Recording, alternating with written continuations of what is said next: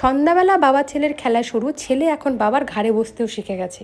ছেলে আর বাবা এক হলেই দুষ্টামি শুরু। আর মায়ের দিকে চলে এসেছে সন্ধ্যাবাতি দিতে। একজন কমেন্ট করে বলেছে, তোমরা কি সন্ধ্যাবাতি দাও না?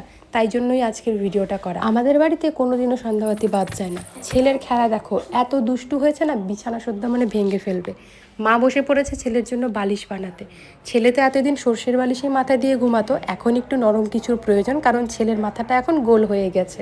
আজকে মা বানাচ্ছে বালিশ, আর কালকে কিন্তু কাভারটা আমি বানাবো। বানানোর পর তোমাদেরকে দেখাবো যে কিরকম হলো। ছেলে তো অন্নপ্রাশনে প্রচুর কাঁসার থালা বাটি গ্লাস পেয়েছে, সেগুলোকে আলমারিতেই রেখেছি এতদিন। কিন্তু ছেলের যত জামা কাপড় দিন দিন বেড়ে যাচ্ছে, মনে হচ্ছে আলমারিটাও ছোট হয়ে গেছে। কিন্তু কিচ্ছু করার নেই, আমরা জেনে বুঝেই ছোট আলমারি এনেছি, কারণ আমার ঘরে আর জায়গা নেই যে বড় আলমারি বসাবো। তো ছেলের এই গিফটগুলোকে ভাবলাম আজকে শিফট করে দিই আমার বক্স খাটে, কারণ বক্স খাটের ভেতরে প্রচুর জায়গা আছে।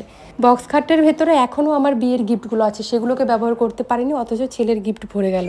অনলাইনে 2টো পর্দা অর্ডার দিয়েছিলাম, একটা আগের দিন এসেছিলো, আজকে একটা এসছে। ভেবেছিলাম লাগালে ভালোই লাগবে, ভালো লাগছিল না জন্য আমার মুখের অবস্থাটা দেখো একবার।